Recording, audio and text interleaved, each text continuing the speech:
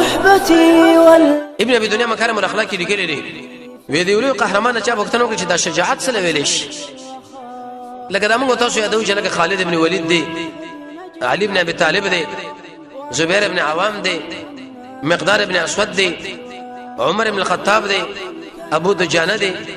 ابو عبيده ابن جراح دی عمرو ابن العاص معاويه رضي الله عنهما